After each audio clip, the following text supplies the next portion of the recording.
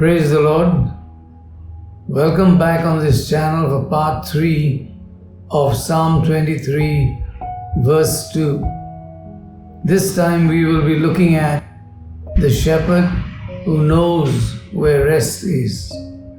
Before we go further, my wife Aggie and I carry a God-given burden to serve the depressed, the broken-hearted, and the spiritually needy. If you have been following us for any length of time, you will know that our passion has always been this: to help God's people understand the loving, patient, redemptive work of the Good Shepherd in their lives. We are not interested in producing polished sermons alone. We are longing to see whole people, not perfect people, but healed people. Not people without scars, but people who have learned to trust the shepherd with their brokenness and broken places. If that sounds like something you need, then you are in the right place. And if you have not yet subscribed, please do and click the bell icon so that you don't miss a new video. Let us pray. Glorious Father, we come to you not as strong sheep, but as needy ones. Some of us are tired in body, weary and restless in our souls. As we sit under your word, let your shepherd's voice be heard above all others. Quiet our hearts, restore our souls, and lead us today beside still waters.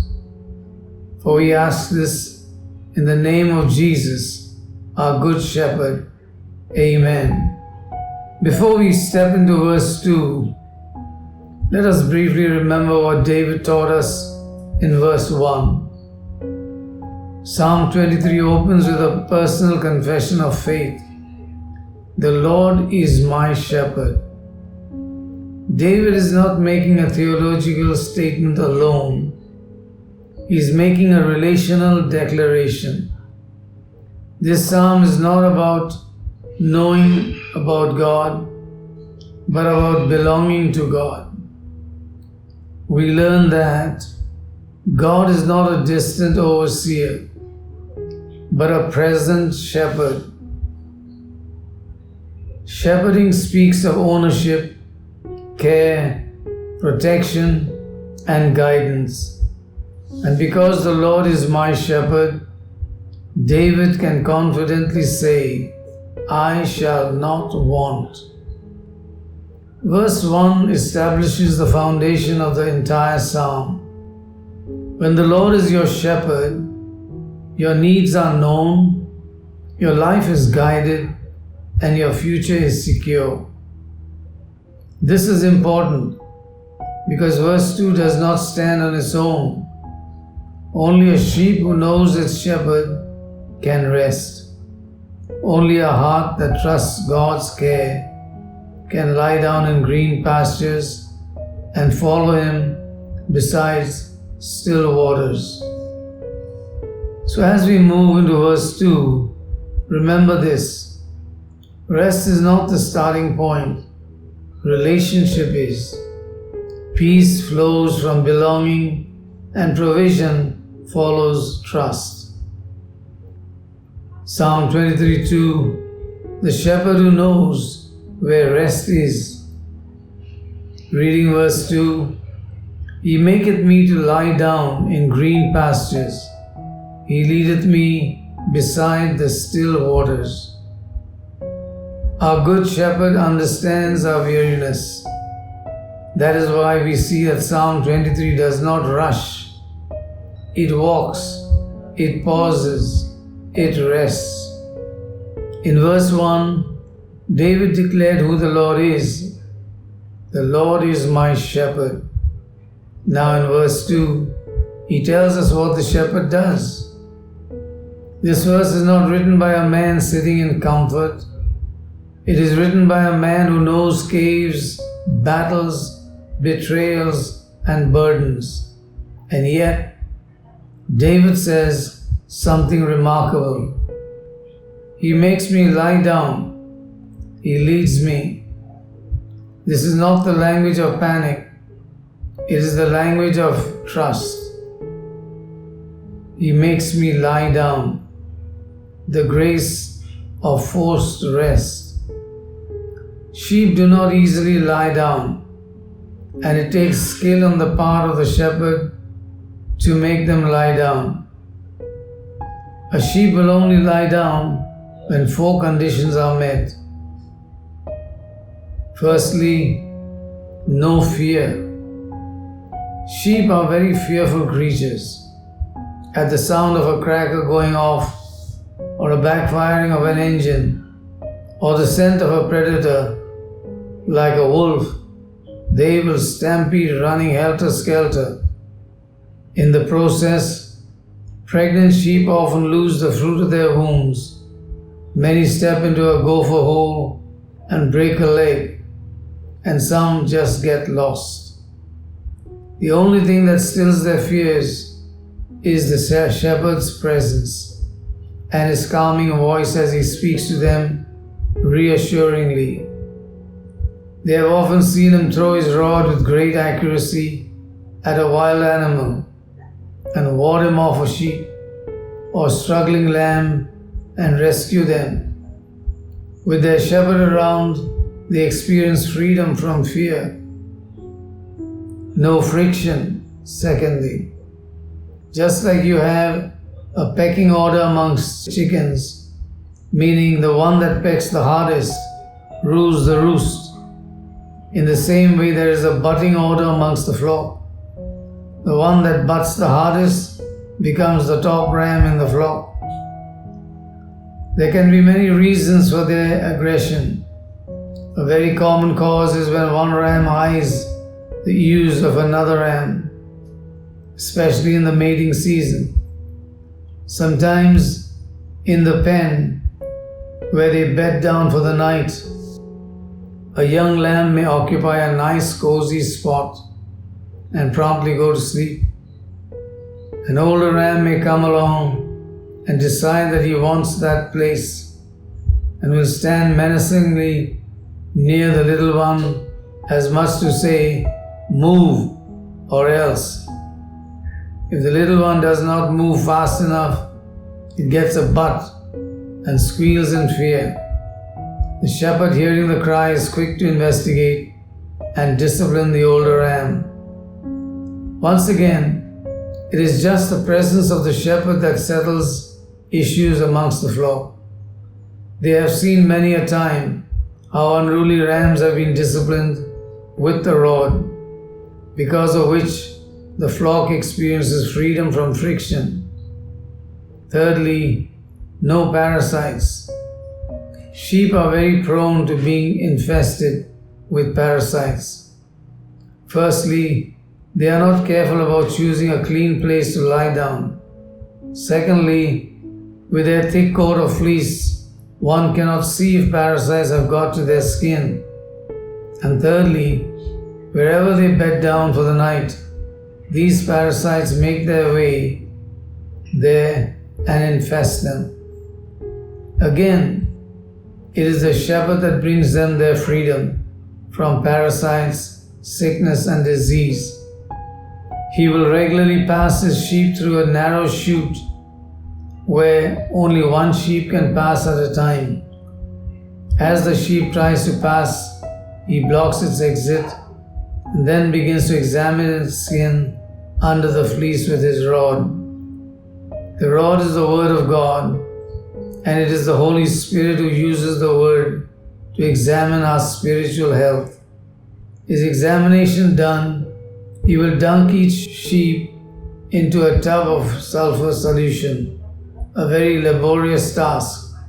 The other thing that he does is to change the bedding ground every 15 days, because that is how long it takes the parasites to come in.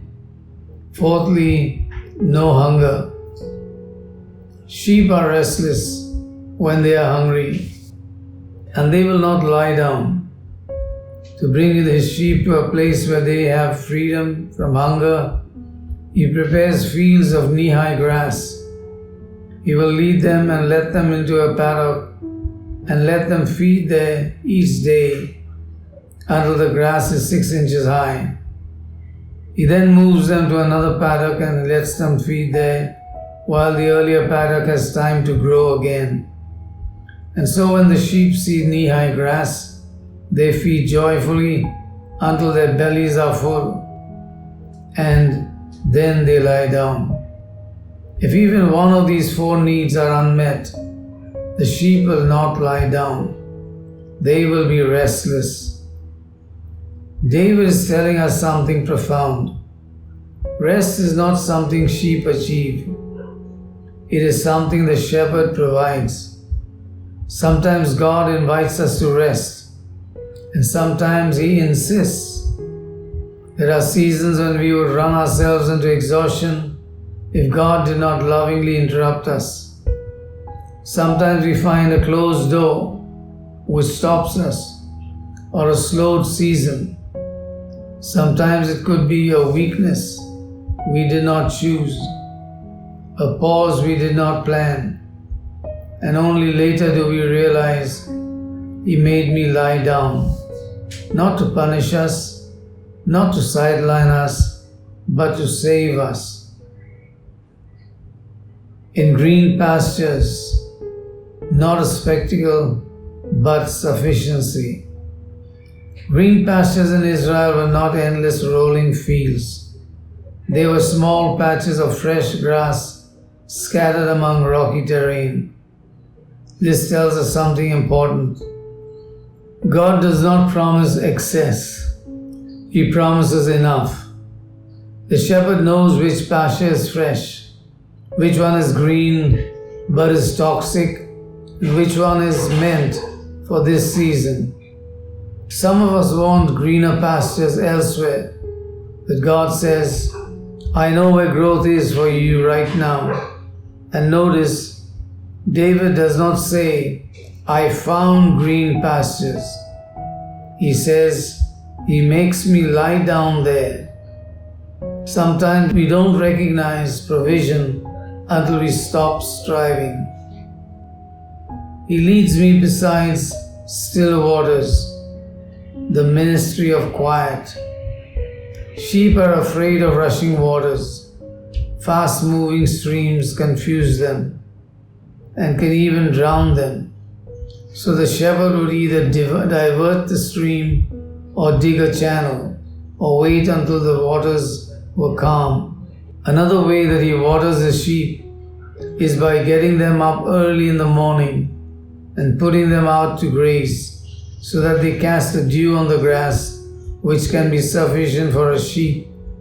We partake of the word grass and the Spirit, dew on the grass, when we rise early to sit with the Lord. Still waters speak of peace without panic, refreshment without fear, and guidance without pressure.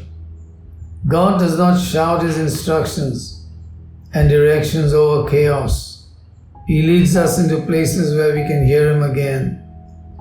If your soul feels noisy, anxious, overwhelmed, it may not be because God is absent.